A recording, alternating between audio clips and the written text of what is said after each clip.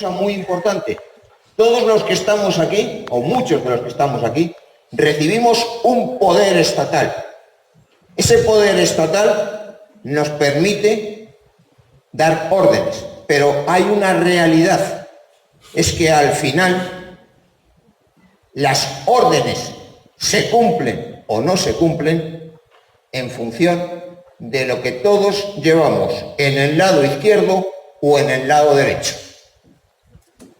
Si tenemos tiempo, pues entraré en las campañas y si no, las conocen ustedes perfectamente. Y final, alguna conclusión.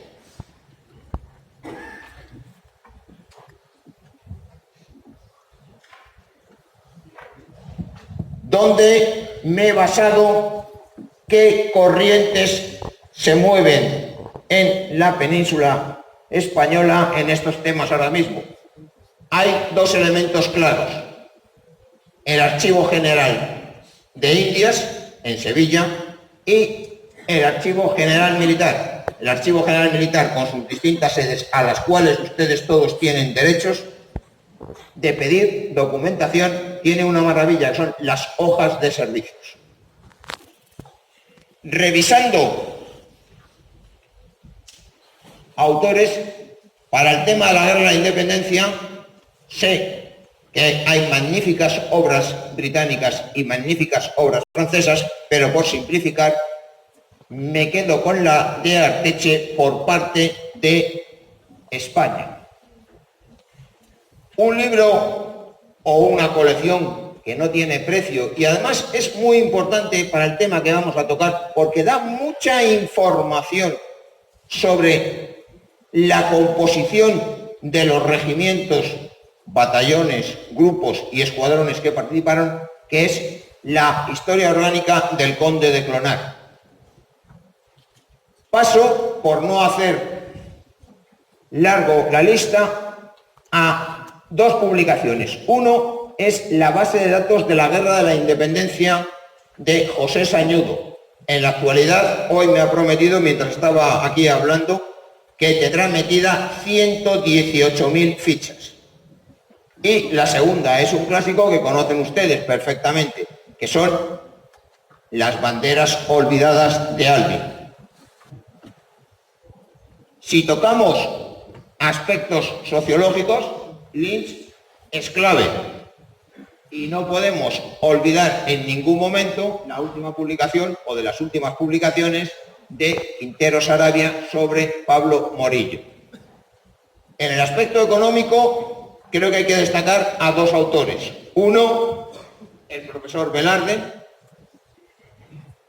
y el segundo es Cuenca, no lo tenemos ahí relatado, que tiene todos los informes de la Real Hacienda, pueden hacerse con ella en la Biblioteca Nacional de Madrid y describe perfectamente toda la situación económica.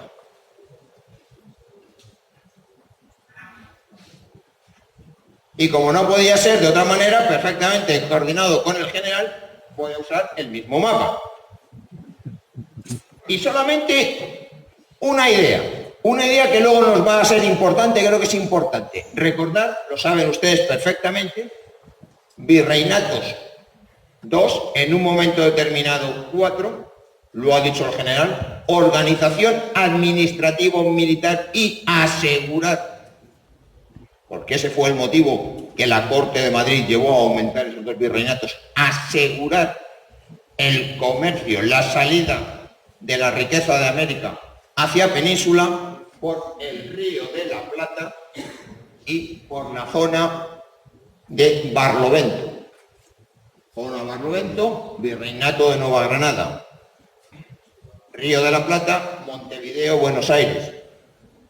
Creo que todos ustedes tienen en la mente que hasta el virrey más conocido de Nueva Granada estableció su puesto de mando no en Santa Fe de Bogotá, sino en Cartagena de Indias. Estoy hablando del teniente general de los Reales Ejércitos Eslava, responsable de la defensa de Cartagena frente a las fuerzas de Su Majestad Británica.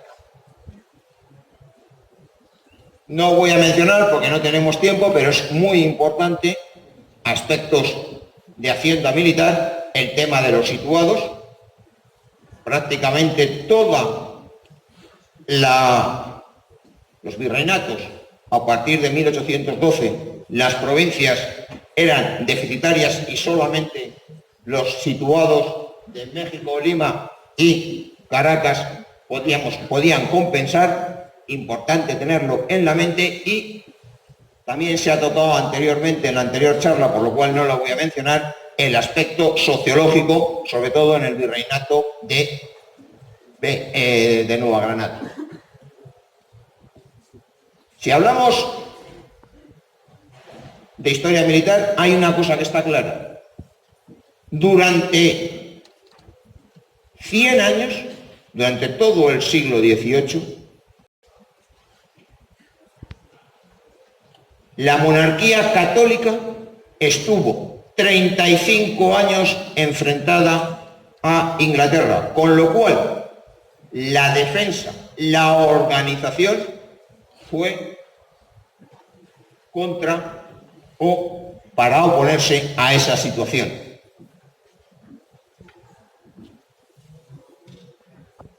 Para ello,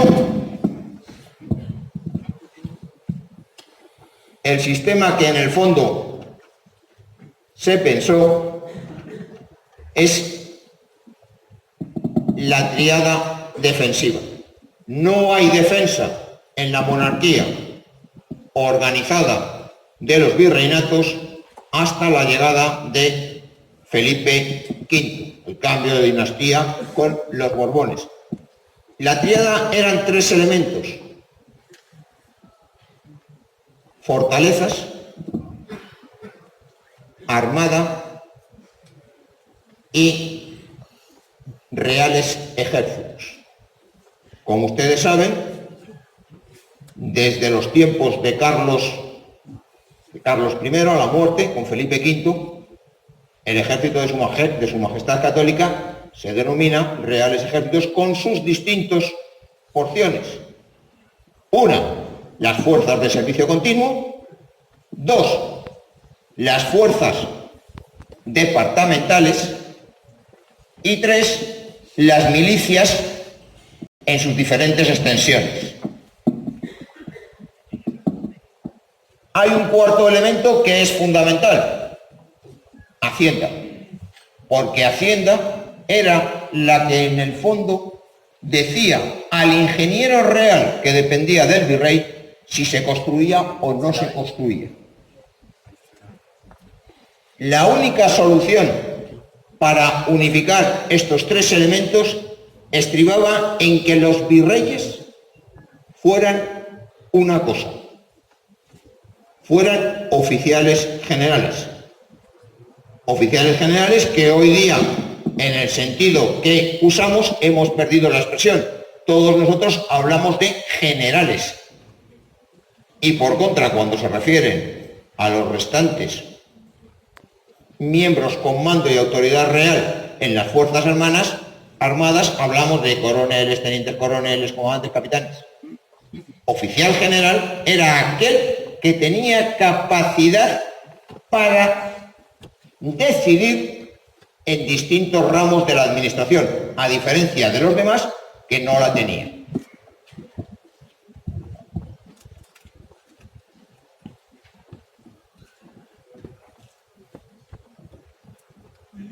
Si hemos dicho que es Felipe V el que empieza el nuevo sistema defensivo español, tenemos que hablar de Carlos III como el auténtico creador del ejército en América.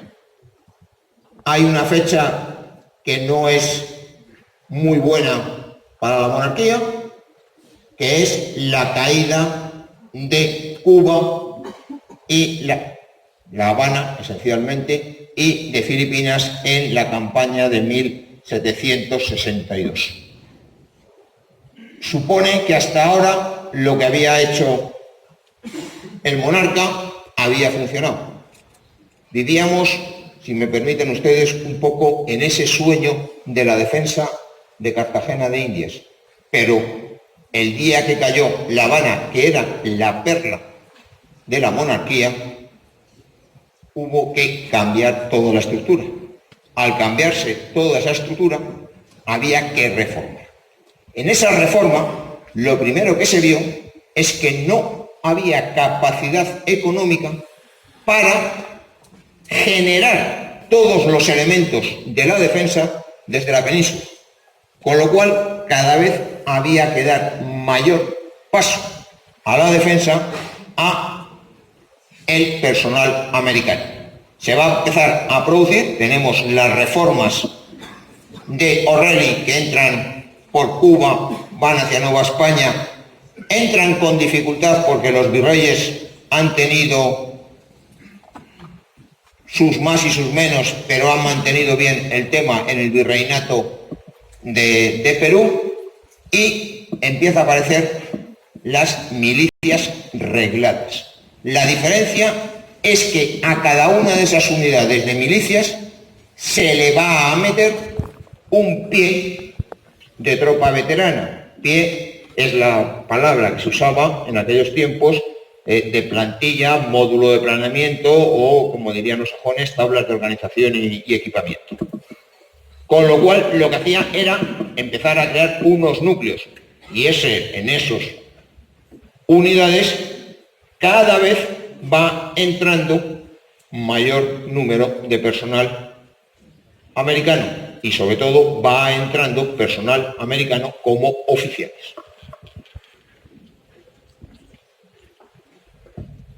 Muy rápido porque no tenemos tiempo. Primer punto lo hemos mencionado.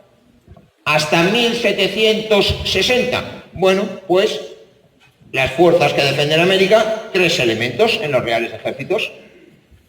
Milicias no regladas, insisto, y de los reales ejércitos 2 tipos de unidades. Unas, las conocidas como fijas, que la primera es un batallón que nace en La Habana en 1716, y las unidades de refuerzo.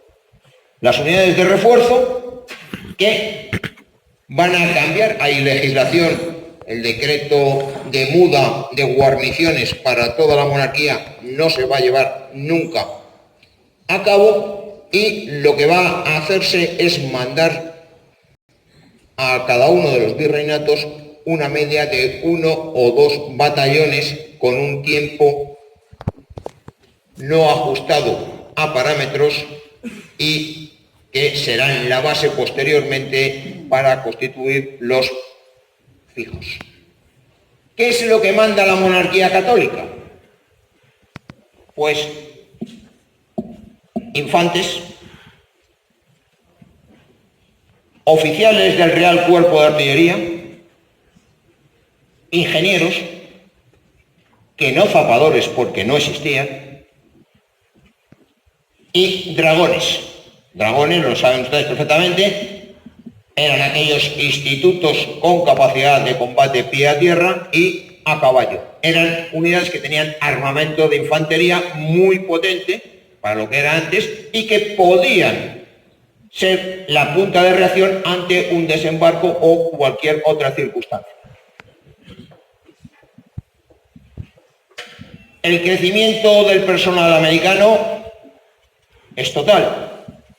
En los fijos llegará a andar sobre el 80%, y en las milicias es un 100%. Esto es importante porque lo que está manteniendo la corona aquí no es un ejército de ocupación, es un ejército de nacionales, nacidos a un lado o a otro del mar. No me salto el tercer elemento, la armada. La monarquía debería de haber sido una potencia naval. El nexo de ultramar con la península lo mantenía la armada. Pero ni con Fernando VI, ni con Carlos III, ni después se va a poder atender a ejército y armada. Sí que se hará un esfuerzo importante en la creación de apostaderos, magníficamente señalado en los ejes por el general, con la primera prioridad en La Habana. La Habana entrará en la misma línea que Ferrol, Cartagena o Cádiz, nuestras 3 bases navales en la península.